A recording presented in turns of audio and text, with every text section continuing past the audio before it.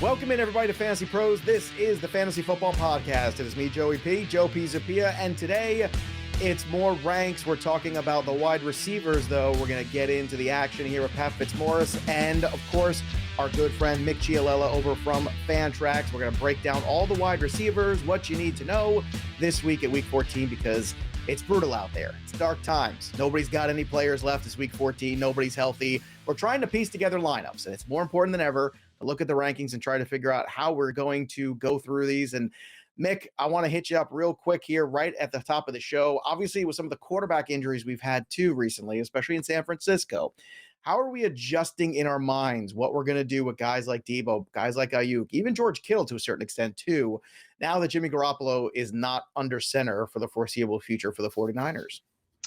Well, I think we might touch on this in a little bit, but I actually think Deebo is going to be okay. I think given with Brock Purdy at quarterback, they might design a few more rushing attempts for Deebo. So I'm not certainly worried about Deebo as much as I am Ayuk and Kittle. And again, I don't think we're going to ding them a ton. You know, San Francisco, Kyle Shanahan, he knows what he's doing offensively. He knows what he has in Purdy and his skill players. So I think we're going to bump them down a little bit, but I don't want to go overboard, and start benching them in advantageous matchups and things of that sort. Mick is such a pro. He's doing my job for me. Teasing, we're going to talk about Deebo Samuel a little later in the show, but let's get after everybody because we need the answers to these questions. Let's talk about the wide receivers, and let's start here at the guys that Pat has higher than Mick this week. Let's start with Jerry Jeudy. Obviously, we got news that Courtland Sutton look at probably a no-go this week in Week 14 because, we don't need players to play. I mean, who needs players in fantasy football after all? Pat, you've got Jerry Jeudy at wide receiver 21. Mick's got him at 26. ECR at 32. I imagine that is going to change significantly after the news that we just got about an hour ago. So, Pat, let's talk about the upside of Jerry Jeudy potentially in Week 14 in his matchup. Yeah, it does seem like Sutton is probably going to be out. I think Nathaniel Hackett said day to day, but even though who among us isn't day to day, it does sound pretty doubtful that Sutton is able to go. So Jeudy came back from his own injury last week, a high ankle sprain, I believe, and had 4 catches for 65 yards on only 20 snaps. So the per snap production was pretty terrific. And really, Judy's been good this year when healthy. Don't tell our guys, Derek Brown and Andrew Erickson, but I personally think Judy's a better player than Sutton is. He's averaged. Don't tell them I agree with you. Yeah, this has definitely been a point of contention. And you know what? At the end, we've all been wrong. Let's be honest. Nobody's been right about either one. Everybody's been terrible. True. Denver's just been terrible, so we could just light the whole thing on fire. I mean, that's it. Like Sutton's efficiency numbers, though, Joe, not bad. Like 8.7 yards per target and 1.94 yards per route run, which are pretty good efficiency numbers in a passing game that hasn't been very good. No. He's kind of defied the overall quality of this Denver passing game. But if Sutton's out, I think there's a good chance Jeudy sees 8+ targets, 10+ targets in a good matchup against the Chiefs. They've given up the 5th most fantasy points to wide receivers. Mick, from Nathaniel Hackett saying that, quote, unlikely to play is Courtland Sutton this week now. Jerry Jeudy coming off a game against Baltimore, 4 for 4, 65 yards, just 9 half PPR points. But against Kansas City, and look, they are at home. Perhaps you get a little bit of a boost here with the crowd. I don't know. But what are your thoughts here on Jerry Jeudy? Because you are still kind of, again, not quite as far away as the ECR, but certainly not where Pat is either. I'm not as high as Pat, but I do like Jeudy in general. As he mentioned, he's a top 20 receiver in terms of yards per route run on the season. And he did mention that the Chiefs are allowing the 5th most fantasy points. So I do think there is something there for Jeudy. One of the things I like, I think ECR is a little bit low based on what he did last week. But again, as you guys mentioned, he was coming off an injury. He had 7+ targets in 4 straight games prior to the injury. So I think we're going to see that volume elevate this week, especially if Sutton is out. So I do think Jeudy has wide receiver 2 potential in 12-team leagues. And I definitely have him in that, high end wide receiver 3 range, but not quite as high as Pat, but I think he's a solid starter this week. The next guy on the list is actually wide receiver 12 in half PPR this year. His name, Christian Kirk. I bet a lot of people don't realize that he's wide receiver 12 on the year. I bet I blew a lot of people's minds there that don't have shares. I know last week he was a darling of the DFS show. We loved Christian Kirk. He didn't have the touchdown, but 6 for 104. That's pretty good. We'll take that over on DK at least. Christian Kirk this week going to Tennessee. You've got him ranked, Pat, at a wide receiver. What do you know? 12. Mick's got him at 16, a little bit further back. ECR at 17, even further than that. So let's talk about Christian Kirk, the little engine that could, who continues to be productive. Any concerns at all about Trevor Lawrence's health? I know he wasn't due to practice today on Wednesday, but again, the fact that he walked back on the field was stunning after that injury. So in your opinion, is it just all systems go again for Christian Kirk in week 14? How is it that all Trevor Lawrence got out of that play was a sprained big toe? I thought he was dead when that play happened. I mean, like, that was just hideous. I wanted to, and I didn't. In our chat, I almost texted, I think Lawrence is out for the year. And I was like, don't do that. Don't do that. Just wait and see. Oh. But it looked that bad. I thought he was done. I thought it was a Burrow type thing where it was like not only ACL, but probably some other CL ligaments too, PCL, MCL. Like, I thought it was all gone. His hair is so long, it actually runs all the way down to his whole body and through the ligaments in his knee and somehow makes them all stronger. People don't know that. Well, so back to Kirk. Now that Lawrence, it looks like he's going to play almost assuredly. I think they said he wasn't going to practice today, Wednesday, but most likely he's going to be able to play through a sprained big toe. Over the last 6 games, Kirk has seen no fewer than 7 targets in any game and is averaging 6.2 catches and 77.8 receiving yards. So it's been a really good run for Christian Kirk here. And, he's already hit a new career high with 7 touchdowns. Joe, you mentioned he's the wide receiver 12 on the year and a half point PPR. And I think this is a pretty good matchup for him, too. The Titans are giving up the most fantasy points per game to wide receivers, and they have been using safety Amani Hooker to cover slot receivers of late, and he's actually been doing a pretty good job of it. But, man, give me Christian Kirk in any matchup against any safety in the NFL. I want that matchup, and, I want Kirk in my lineup this week. Can't wait to see what Kirk is when Calvin Ridley's back on the field with him next year. That's going to be fun. I have a real curiosity about that. It's going to take me all through the winter into the summer and then eventually into next fall. How about you here, Mick? Your thoughts on Christian Kirk in week 14? I like him as well for all the reasons Pat mentioned. He's had 7 plus targets in 6 straight, 8 plus targets in 8 of 12 overall. So he's definitely got the volume to put him in that wide receiver 2 range. I do think, Hooker has played well again. He is a converted safety, so I don't want to fully give that matchup to Hooker. But Tennessee's issues in the receiving game have been more on the outside, as we saw with A.J. Brown and Devontae Smith a week ago. They just got burned time and time again on the outside. So I would like it a little more if, Kirk played a little bit more on the outside. He plays 78% of his snaps in the slot. So, I think he'll be fine. Again, I'm starting him as a wide receiver too. I just don't quite have him as high as Pat does. All right, let's get to the third guy that Pat has a little higher than our good friend Mick here. It's Mack Hollins, who is really all or nothing. Either he's wide receiver 36 or he's wide receiver 70. There's very little in between here. And Pat, you've got him at wide receiver 36 this week. You've got him, Mick, at 44. ECR is in the 40s as well. They're at 41. Actually, just looking now, it's moved up to 39 since this morning. So let's talk about Mack Hollins. Why do you think the potential is there this week for the Rams, against the Rams, I should say, for Mack Hollins to look a little bit more like a potential flex play in deeper leagues? Skinny target tree for the Raiders. It's basically Devontae Adams, their tight end, Foster Moreau, and Hollins, and that's pretty much it. And the occasional dump off to Josh Jacobs. But Waller is not going to be back until week 15 at the earliest, and I haven't heard anything to indicate that Hunter Renfrow might be back. So he's already missed 4 games, and in the 4 games Hunter Renfrow has missed, Hollins has averaged 7.3 targets, hasn't really cashed in yet. He's averaging 4.3 catches and 42 yards over the 4 games Renfrow has missed, and has only 1 touchdown over that stretch. But I do really like the matchup this week against the Rams. For one thing, the Rams offense is just like so bad right now, and I doubt the Rams are going to be able to sustain many long drives. So we know the Raiders are going to have the ball a lot in this game and probably run a lot of offensive plays.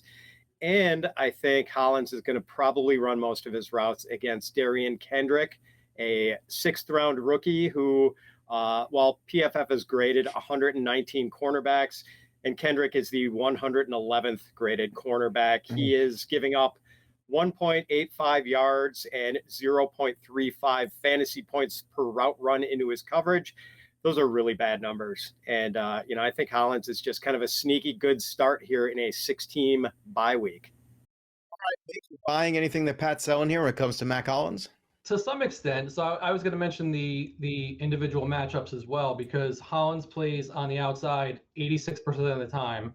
So the Rams usually keep their corners pretty stationary. So I think there's an equal chance of him facing Kendrick or Ramsey or Jalen Ramsey. And that is a night and day difference between the two. As Pat mentioned, Kendrick has struggled a great deal. So I think it's possible he gets by for a deep one. But, if he was getting more snaps against him, I think I'd feel a little bit more confident about it.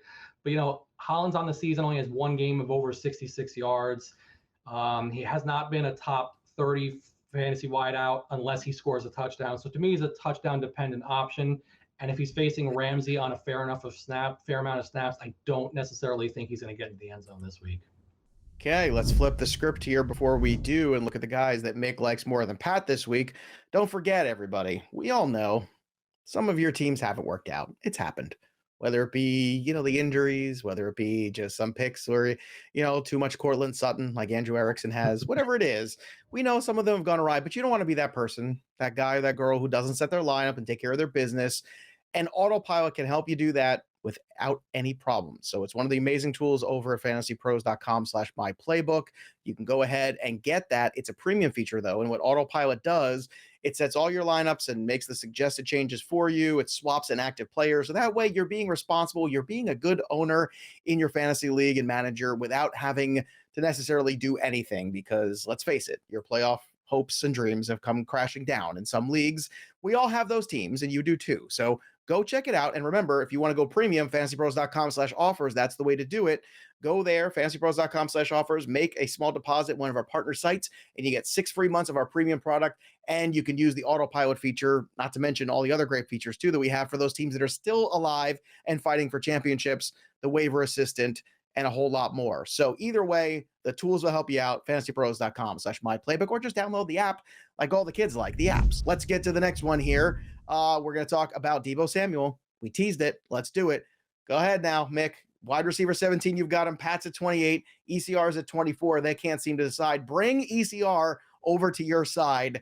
Make them see what you see when it comes to Deebo this week. Well, for the first 7 weeks of the season, Deebo was the wide receiver 11. Over the last 4 weeks, he's been the wide receiver 26. So that may seem like a big difference, but what has not changed is the opportunities. He had 78 opportunities in the first 7 games, which is 11.1. In the last 4 weeks, he's had 45 opportunities, which is 11.3. So the volume is exactly what it was earlier in the season. I know there's a narrative about Christian McCaffrey taking a lot of the rushing work and things of that nature, but Deebo's role has basically remained the same. He's just been slightly less efficient over the last few weeks. But given, the change at quarterback with Brock Purdy, I think Kyle Shanahan is going to go out of his way to involve Deebo more on screen passes in the running game. So I think there's going to be enough there to get Deebo over the top and put him into that, top 15, top 20 range. What do you think about that, Pat? You think you might be able to start pushing Deebo back up under the circumstances the 49ers offense is in? Yeah, I've got him pretty low right now. So if I do push him anywhere, it's probably going to be up. And Mick does make an interesting point that maybe Brock Purdy, even though we have to look at this as a downgraded quarterback for the 49ers, maybe the usage changes a little bit with Deebo and makes him more valuable, even with, most likely a drop off in quarterback play for the 49ers. And I do love the player, but man, the results have just been kind of dismal lately. Like, he hasn't had more than 58 receiving yards in a game since October 16th. He's only scored 4 touchdowns this season, only 1 in his last 6 games. And that was on a 39-yard touchdown run against the Cardinals. And, speaking of running, since week 3, Deebo's only had 102 rushing yards. Like, he has not gotten that much. Maybe he does get more with Purdy at quarterback, but 11.3 rushing yards per game since week 3. So you're not getting that bonus rushing value really out of him. And also, this just isn't that easy a matchup against the Buccaneers. Todd Bowles is going to dial up some exotic stuff for Brock Purdy, I would think, in his first start of the 2022 season. So I don't know. I'm just a little hesitant on Deebo. And just to take people behind the scenes with our tools and our rankings tool, sometimes if you are extremely high or low on a player, you'll get a little pop-up notice before you publish your rankings. Yeah. I keep getting my the page warning is like, filled with them. That's why I'm at ranking somewhere in the I keep 90s right now. Yeah. I keep getting the notice like, hey, you're much lower on Deebo Samuel than consensus. And I'm like, no, that's really where I want to be, guys. But thanks. Like, I am, and my name is Pat Fitzmaurice. Thank you very much. And I did very well in the ranks last week. Thank you very much. That's what you say, but you should email them back. Email that, don't let the ECR bully you. That's what I always say. Next guy on the list, Amari Cooper. Deshaun Watson's back. Well, sort of, at least not the Deshaun Watson that we are used to seeing, but we'll see if that rust continues to shake off this coming week. Mick, you've got him as wide receiver 12. Pat's got him at 17. Obviously, he's the guy you're starting, everybody. ECR is at 14. It's not about starting, it's about expectations. So, Mick, what are your expectations this week for Amari Cooper? I think he's going to be fine. I mean, he's got the 8th most targets on the year. And as you mentioned, there was a little bit of disconnect with he and Watson last week, but he still had a 41% target share last week. So he's getting elite usage. He runs 74% of his runs, his routes on the outside. So he should avoid Mike Hinton for the most part and get hopefully Eli Apple. And I want all wide receivers. Give me any wide receiver, elite wide receiver with usage who's facing Eli Apple. So I think Cooper is going to have a big day this week. That is a fact one cannot argue no matter what you do. What's fascinating about Cooper, too, before Watson came back-to-back games with 12 targets, 24 targets in 2 games. The last 2 that Jacoby Brissett played quarterback. Last week, you saw 9 targets. The last time you played Cincinnati, by the way, Pat, 5 catches for 131 and a touchdown, 21 half PPR points, wide receiver 6 performance. They've kind of stuck it to Cincinnati. It's funny because that division, everybody seems to have different kryptonite of who they can't beat. And for some reason, that's theirs. So what do you make out of this game here where Cincinnati, who has struggled against, Joe Burrow struggled against the Cleveland Browns in his career. He can beat Patrick Mahomes every time, but he can't beat the Browns. Someone make this make sense, Pat, because I can't. Yeah, that was Halloween night, Joe, and that was a season high 131 yards for Amari Cooper. He was, dragging the Bengals into the haunted house that night. I think you're starting Cooper no matter what this week, but like the first game with Deshaun Watson, not all that encouraging. Yes, he did have the big target share. 9 targets, not the problem. The problem was that he caught only 4 of them for 40 yards and no touchdowns. I guess I'm less concerned about the matchup. We know what he did to the Bengals earlier, even though the Bengals have been generally pretty tough on wide receivers, as Mick mentioned, outside receivers, get that Eli Apple matchup, and you're generally going to be happy, I think. But I'm just less concerned with the matchup than I am about the non-chemistry or the, still developing chemistry between Deshaun Watson and Amari Cooper. Okay, we'll see if that chemistry ramps up a little bit in the second start for Deshaun Watson. Certainly, he better get a move on because that offense in Cincinnati is starting to look like it's clicking with Jamar Chase back. Last guy on the list here, Adam Theilen. Mick, you've got at wide receiver 24. Pat's not having that. Wide receiver 34. ECR a little closer to Pat at 31. So let's talk about Adam Theilen. He was a player, I think, going into the year that a lot of us were sort of just letting go by the wayside. It was kind of all right, it's been a fun ride. This has been great. We appreciate you, but it's a tough investment at this point. Why are you reinvesting, it seems like, in week 14 in Adam Thielen? It's interesting because I don't consider myself an Adam Thielen fan from a fantasy perspective, but I do kind of like him in this game. He's got decent volume. He's averaged 7 targets and 50 yards per game on the season. This game has a 53-point total. It's the highest of the week. So I think offense is going to be aplenty.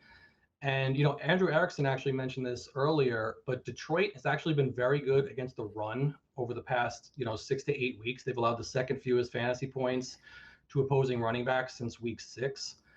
And they also play man coverage at a top 5 rate in the NFL. So granted, Justin Jefferson is going to be the alpha in this offense. That's, there's no question about that.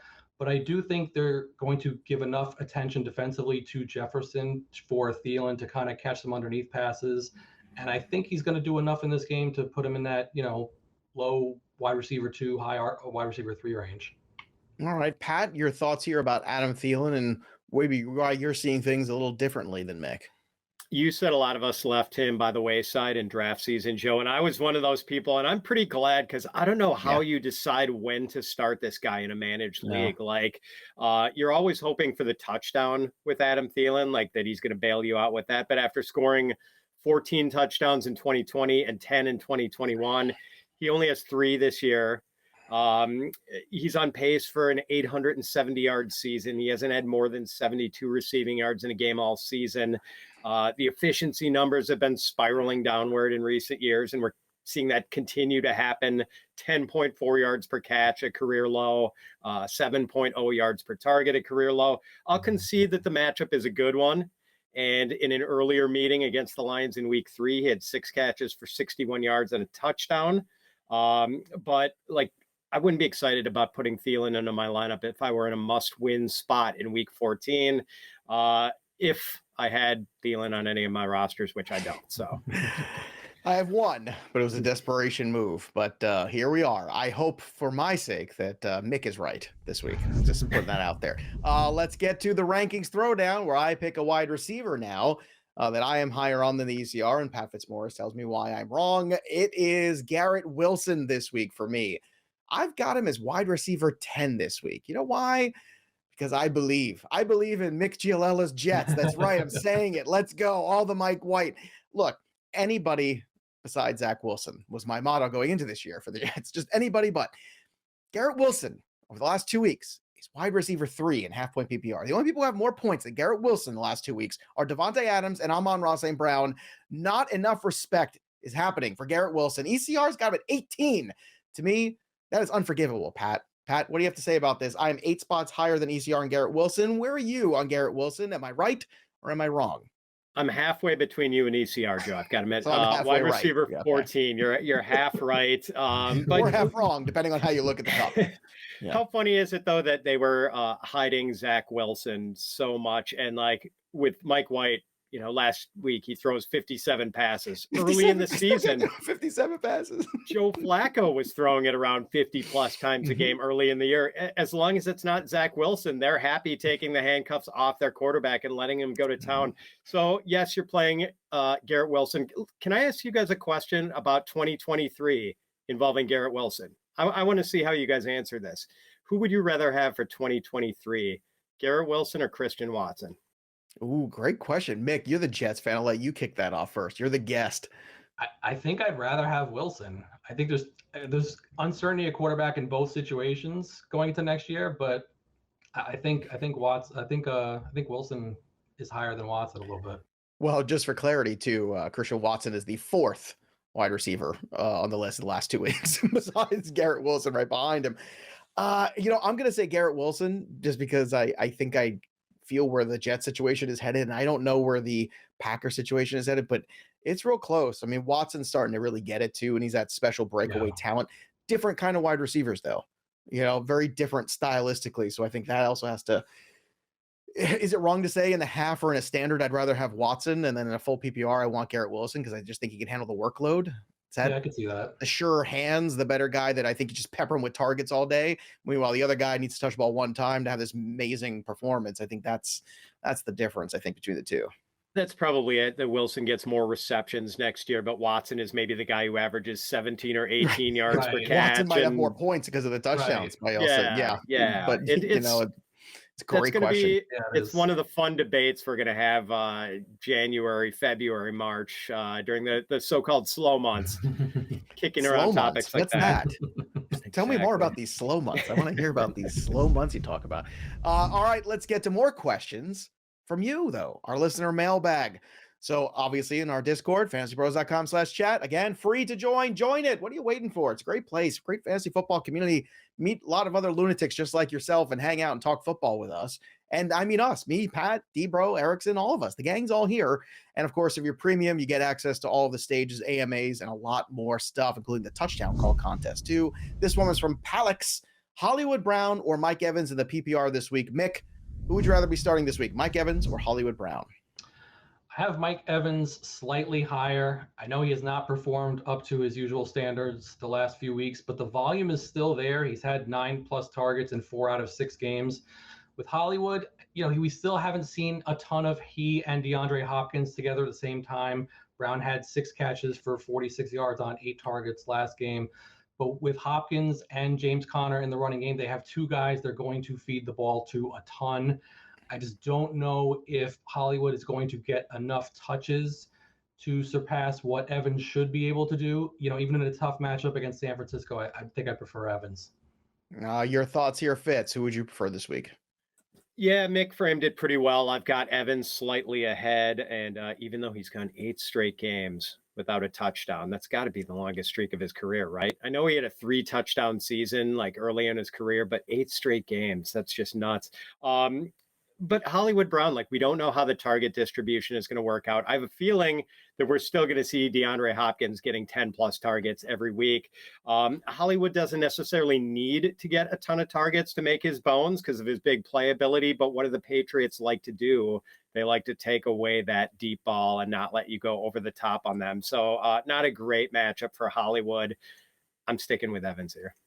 There you have it, folks. Mick Chialella, too. Go follow him on the Twitter machine at the Mick23. Check out all his great work at Fantrax. Mick, it was great to have you on the show today and catch up with you a little bit. It's been a while, too long. Keep up the good work, my friend. Great to have you. And Pat Fitzmaurice, of course. It's always great to have you, Pat. I take you for granted. Never, ever will I do that. So hope everybody enjoyed the show. That'll do it for us. But the story of the game goes on. For Pat and Mick, I'm Joey P. We'll see you next time, kids. Thanks for tuning in to the Fantasy Pros YouTube channel. Don't forget to check out our featured videos. And while you're at it, make sure to follow us on Instagram, Facebook, and Twitter at Fantasy Pros, so you can get the latest news and updates to give you the edge you need in your fantasy league.